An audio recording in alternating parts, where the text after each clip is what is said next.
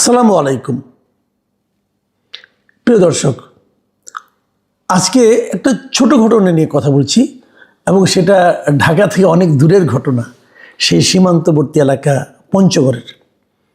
পঞ্চগড়ের সদর উপজেলার একটা ইউনিয়ন, চাকলাহাট ইউনিয়ন। সেই ইউনিয়নের ঘটনা, মানে থানা পর্যায়ে না, ইউনিয়ন পর্যায়ের। কিন্তু এই ঘটনাটা সোশ্যাল মিডিয়ায় এর একটা ভিডিও ছড়িয়ে পড়েছে, প্রায় 1.5 মিনিট, 1 মিনিট 35 সেকেন্ডের একটা ভিডিও। সেই ভিডিওতে যে ঘটনাটা ঘটেছে সেটা সংক্ষেপে আপনাদেরকে আমি বলি। ওই ইউনিয়নের একটা আওয়ামী লীগের অফিস ছিল। বাংলাদেশের সব ইউনিয়নে আওয়ামী লীগের অফিস ছিল। এখন সেই অফিসটাকে জামাতের কয়েকজন লোক এই গত 1.5 বছর অথবা বিগত সময়ে তালা মেরে দিয়েছিল।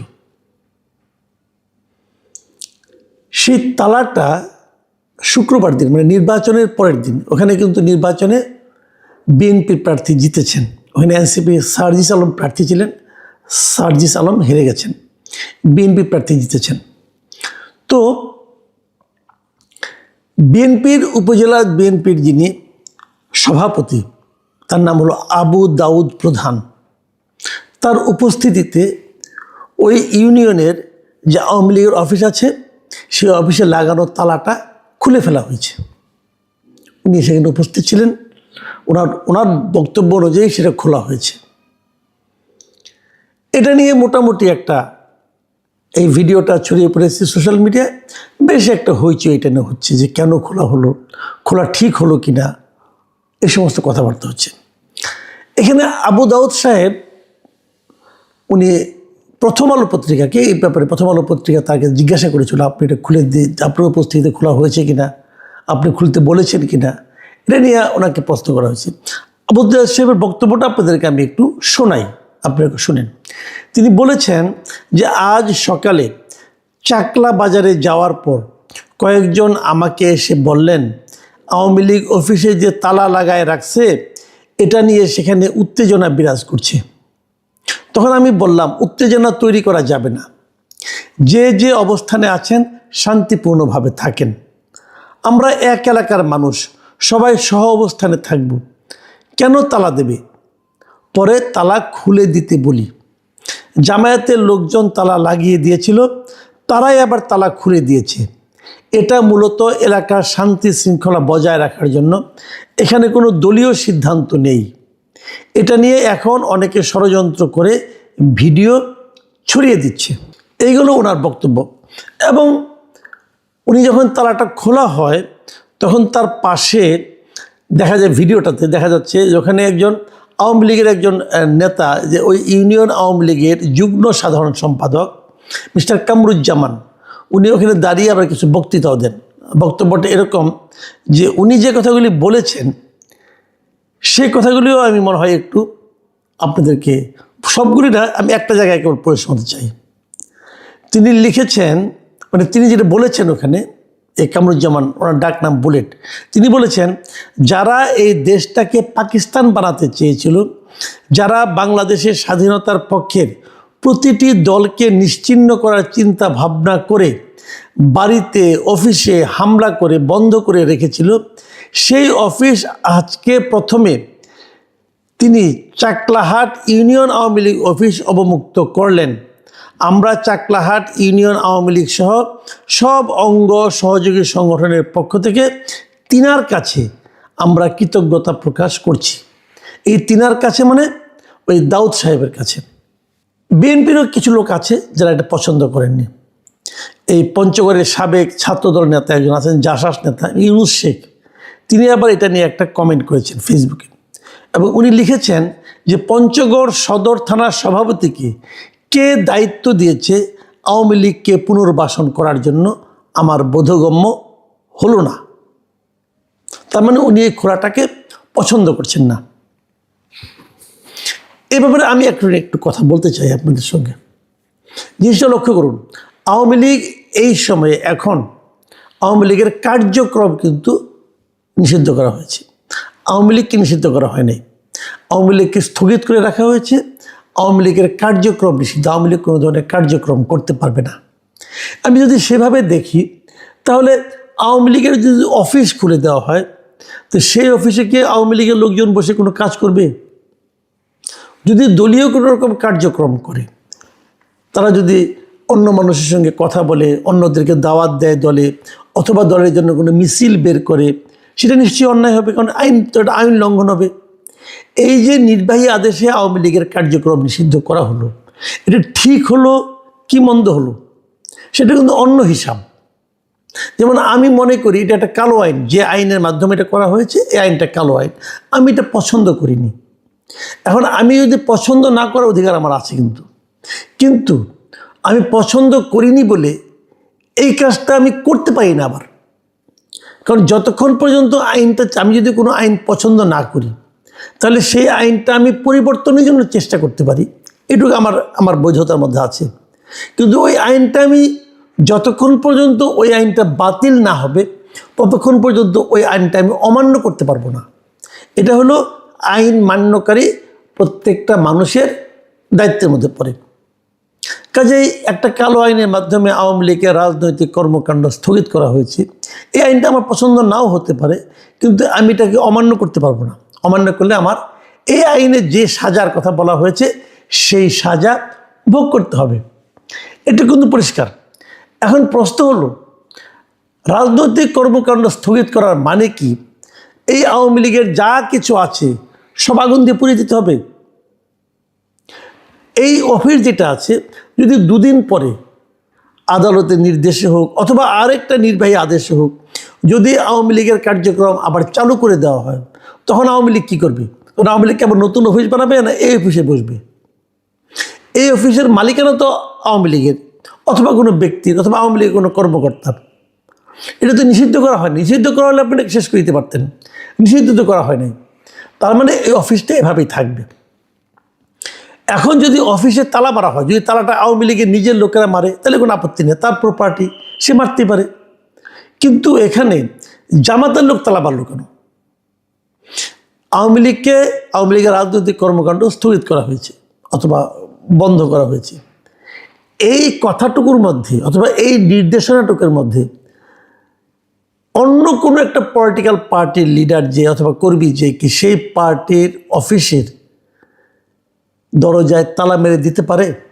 এটা কি আইনের মধ্যে আছে? নাই। তার মানে জামাত যে কাজটা করেছে, জামাত একটা বেআইনি কাজ করেছে, কথাটা কিন্তু পরিষ্কার। জামাত একটা বেআইনি কাজ করেছে, তারা তালা মেরে দিতে পারে না। তারা দিয়েছে, কেউ প্রতিবাদ করেনি, কারণ প্রতিবাদ করলে মবের শিকার হতে হবে। ওটা কিন্তু তার আইন থাকলো না, মব হয়ে গেল। কিন্তু এই মবের ভয়ে কেউ প্রতিবাদ করেনি। যেই মাত্র নির্বাচনে জামাত হেরে গেছে, বিএনপি জিতে গেছে, এই আওয়ামী লীগের লোকগুলি বিএনপির ওখানে গিয়েছে, তাদেরকে রিকোয়েস্ট করেছে। হয়তো বিএনপির ওই ভদ্রলোক এই রিকোয়েস্টের গুরুত্বটা উপলব্ধি করতে পেরেছেন। উনি জামাতের লোককে বলেছেন যে তোমরা তালা মেরেছো, তালাটা খুলে দাও। জামাতের লোক তালাটা খুলেও দিয়েছে।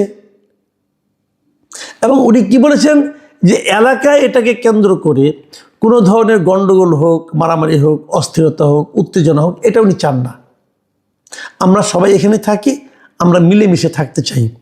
এই যে মিলেমিশে থাকার যে আগ্রহ, এই আগ্রহের জন্য যে কাজটা উনি করেছেন, এটাকে কি আপনি অপরাধ বলবেন? আমি কিন্তু বলবো না। মাথায় রাখতে হবে, রাজনীতিগতার অধিকার সবারই আছে। আমার ভাইয়ের যেমন একটা দৃশ্য, আমার ভাই যদি বিএনপি করে, আমি যদি জামাতে ইসলাম করি, তাহলে আমার ভাইকে আমাকে মারবে? নাকি আমি আমার ভাইকে মারব?